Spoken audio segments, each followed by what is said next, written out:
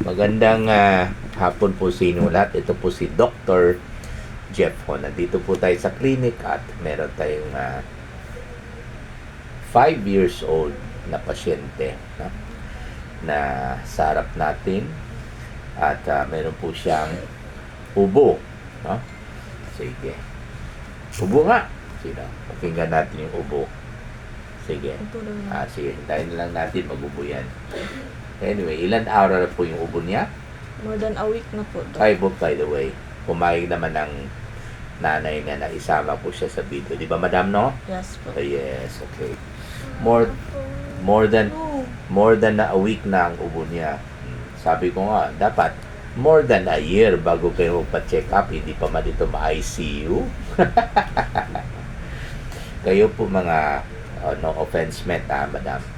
Kayo po mga magulang sa bahay, kung pwede sana, although alam ko naman marami tayong rason bakit hindi natin dalhin kaagad sa doktor, kasi minsan self-medicate lang sa bahay, meron naman talaga gagaling sa bahay, lalo kung virus or allergy.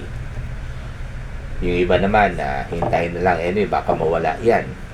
Of course, mawala kung virus. Yung iba naman,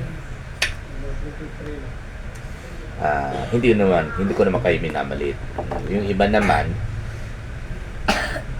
ayan, narinig niyo yung ubo niya, no? Yung iba naman naghintay ng sahod, no? Wala pang sweldo, Ayan. Kaya sabi ko, sa panahon natin ngayon, crisis, kailangan idisiplina po natin yung mga magulang, no? At saka diretsuhin ko na lang ngayon, ano ibig sabihin disiplina? Ang number 1 talaga is patulugin natin ng maaga ang ating mga anak. After lunch, tulog ka pag walang pasok sa hapon. After dinner, tulog ka agad. Ibig sabihin, wala ng cellphone yan. From 6 p.m. ng hapon onwards, wala na pong cellphone. Kasi the moment na late matulog yung mga anak ninyo, bagsak ang immune system or body resistance, okay, at pinasukan sila ng mikrobyo katulad nito, ubo. Saan pala dadaan yung mikrobyo? Syempre, hindi sa puwet, di ba? Dadaan yung mikrobyo sa ilong. Syempre, habang huminga tayo, pumapasok yung hangin, sumasama yung mikrobyo. Kasi ang hangin kasi, maraming mikrobyo. Dapat sana, hindi tayong matamaan kung maaga matulog. Kahit 1,000,000 na mikrobyo ang pumasok sa baga natin, dumadaan sa ilong. Pag malakas ang immune system natin, kahit 1,000,000 na mikrobyo, walang laban ang mikrobyo. Kasi, malakas ang immune system. Kasi, natutulog na maaga. Pero, the moment na late matulog, ayan, isang gabi lang late matulog at pinasukan ng isang mikrobyo, isa lang, yung baga niya, talagang matatamaan ang bata.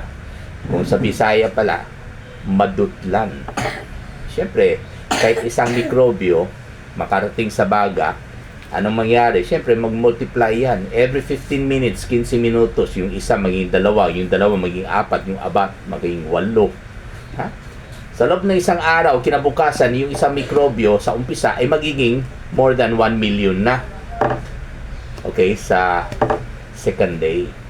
Kaya, kailangan matulog ng maaga. At saka kung pwede sana, sa second day pa lang ng ubo, pag hindi pa gumagaling or hindi pa nawawala, okay, make sure sa third day, dalhin na ninyo kagad sa doktor. Kasi sa third day, dapat pawala na yan or mawala na yan kung virus. Pero pag nandyan pa rin on the third day, ibig sabihin, baka hindi na virus, baka bacteria na, baka kailangan na ng antibiotic. Sa tono pa lang yung ubo niya, alam na natin, mukhang bacteria ito at meron po siyang pneumonia. So, tuloy po yung ating question and answer portion, no? Anyway, may fever po siya. Kanina po, Doc. Madaling araw. Ayun. Ibig mo sabihin, first day talagang may Opo. fever siya. Ibig mo sabihin, the past 6 days or the past week, wala siyang fever. Meron po, pero Meron, on and off ang Opo. fever. So, pag ang fever po sumobra na po sa 3 days, hindi na po virus. Kasi, because as I've said earlier, pag virus, usually 3 days lang ang ubo at yung lagnat. Ayun. Ano pong kulay ng plema niya? Yellow, puti, green. White. White pa lang, hindi pa po yellow. Hindi pa po. Okay. May sipon po siya. Yes po. Okay. Ano pong nabigyan niyo ng gamot? Siguro nag-self-medicate rin po. Lagundi. Lagundi daw. Wala nang iba. Wala. Hindi ko naman kinukontra ang DOH, ha? Hindi ko naman talaga kinukontra ang Lagundi. Kasi palagi ko na narinig yan sa mga nanay o kahit sino man kasama sa pasyente o kahit sa pasyente mismo. Pag tinatanong ko, okay, anong nainom nila? Ang pinaka number 1 gamot na nainom nila sa bahay ay walang iba kundi Lagundi. Napapagod na ako niyan eh.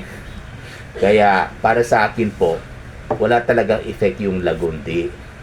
Pag gumaling kayo sa Lagundi, malamang hindi po dahil sa Lagundi ang nagpapagaling sa inyo, kundi kusa lang gumaling kayo because ang cough po ninyo ay dahil po sa virus or sa allergy lamang. No? Of course, pwede kayo contradict sa akin, pero that's your opinion. Pero meron akong sariling opinion based on my more than 30 years of experience. So, pakinggan ko po yung baga niya. Okay, pero pag meron po tayong narinig sa baga niya, malamang pneumonia. Pag wala tayong marinig, pero dito sa gitna may plema, malamang meron siyang bronchitis. Regardless whether pneumonia or bronchitis, ang ibibigay po natin sa kanya ay cefalexin 250 mg per 5 ml suspension. Pwede tayo magbigay ng 10 ml 3 times a day for 7 days plus salbutamol syrup kahit 4 ml 3 times a day for 7 days. At para sa kanyang sipon, may sipon po siya. Opo. Bigyan po siya natin ng Simdex syrup 4 ml 3 times a day for 7 days. Okay? Pero pakinggan ko po yung baga niya, no? Kung talagang kailangan ba siya ng antibiotic, hindi. Pero based sa history taking lamang, yung question and answer portion, no, between the mother of the child at ako, 60% of the times alam na natin kung anong sakit ng pasyente, no?